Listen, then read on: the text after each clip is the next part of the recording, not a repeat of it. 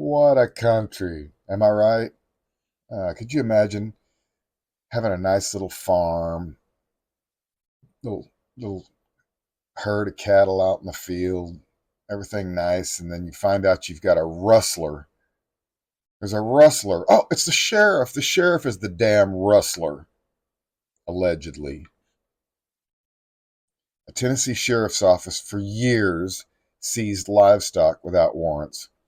Now it must pay. Documents in a federal lawsuit reveal it isn't the first time the Marshall County Sheriff's Office seized livestock without a warrant.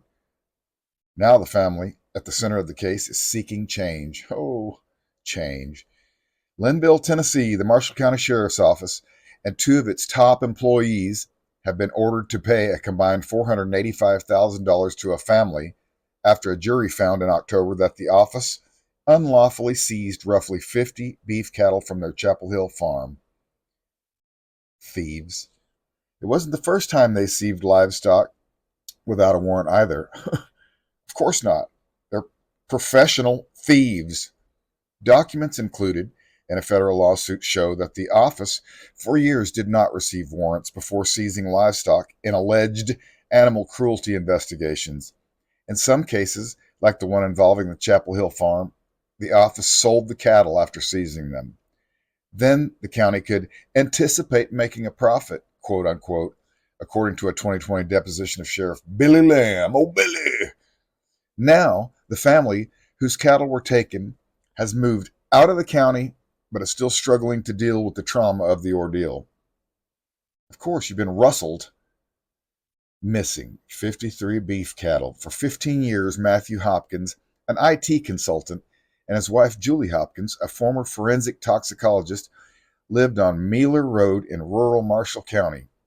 They had a farm about a mile from their home where they raised beef cattle. In July 2018, their lives changed. On July 2nd, while Julie Hopkins was homeschooling their two children, she saw a large man appear near the back door.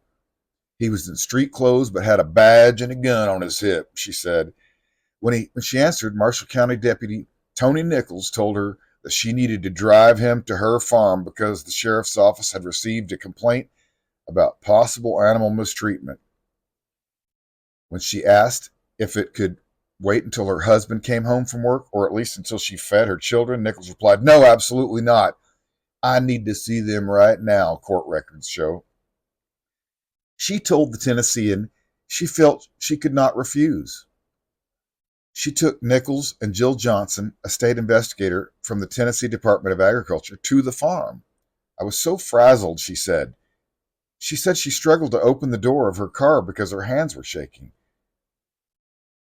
At the farm, Nichols and Johnson observed a dead cow in a stream. Johnson determined several of the cattle were in poor condition and without adequate access to food.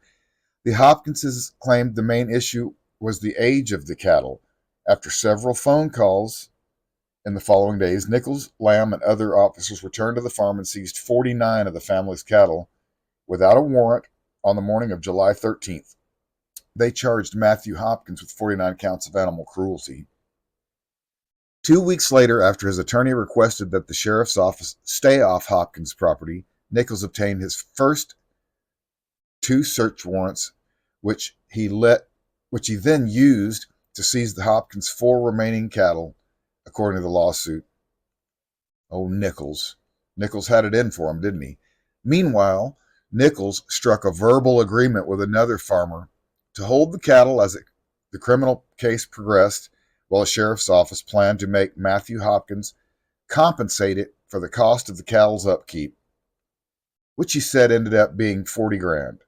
Due to the high cost, the cattle were sold at auction for roughly $21,000 on December 17, 2018, more than 5 months after they received, Matthew Hopkins said. He also believes that several of the cattle were missing at auction. 3 days after the cattle were sold, the charges against Matthew Hopkins were dropped on the condition that the proceeds from the sale go toward the upkeep costs that had been incurred. The sheriff's office agreed to pay the remaining amount. We're going to see how this works out. Matthew and Julie Hopkins sued Nichols and Lamb in their individual and official capacities in federal court In July 2019, the court denied the defendant's claim for qualified immunity. Oh, after a trial in October 2013, a jury found the defendants unlawfully seized the family's cattle and unlawfully seized Julie Hopkins when Nichols compelled her to escort him to the farm. Ooh, big trouble. The jury awarded them $370,000, and $1 in compensatory damages from the sheriff's office and $100,000 in punitive damages against Nichols and $10,000 against Lamb. Nichols, hey buddy, you got to pay $100,000 because you're a tyrant and a thief, allegedly, reportedly.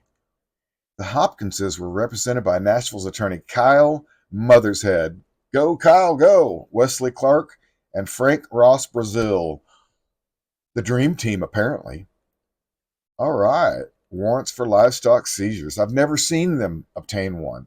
According to documents filed in the lawsuit, the Marshall County Sheriff's Office generally did not obtain warrants before seizing animals for at least 5 years before the lawsuit. Woo! But there's going to be some money coming out of some pockets.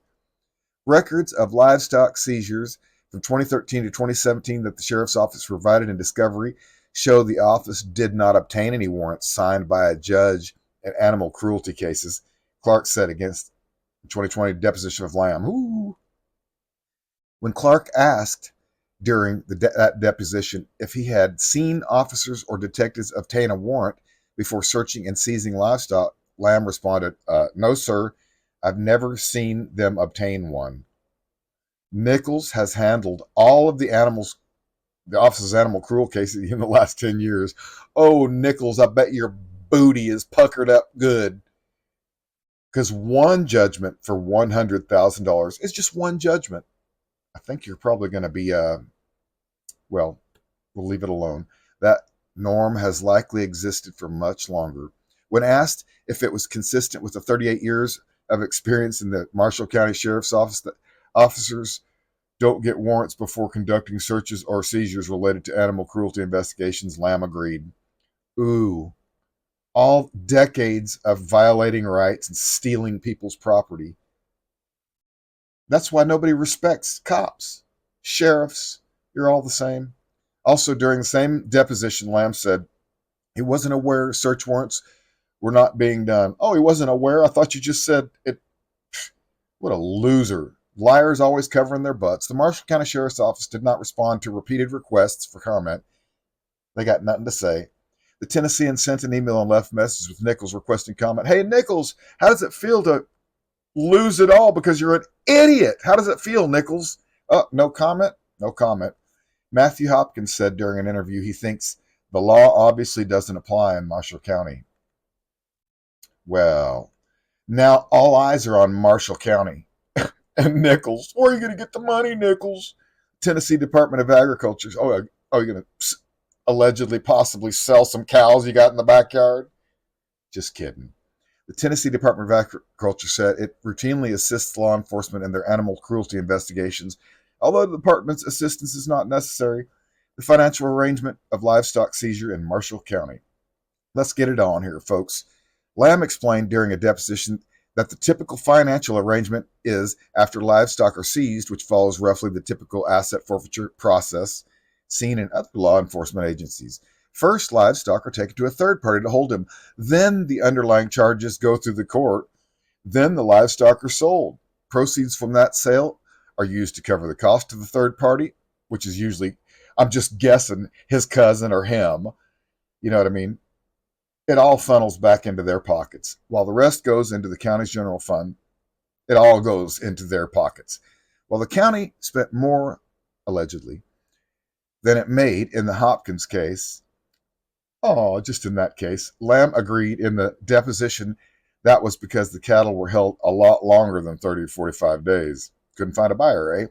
So if the cattle were not held for that long, the county could anticipate making a profit on these transactions, Clark said to Lamb, according to the transcript of the deposition. Fair statement. Lamb, yes, sir, Lamb replied. Clark also questioned Lamb about Nichols entering into financial binding verbal agreements on behalf of the county when finding third parties to hold livestock. Lamb said no other employee of his has this authority. Just him. Just him. All those good old agreements, them good old boy agreements. Just a good old boys. Yep. Corrupt criminal. Dirty, dirty, dirty cops.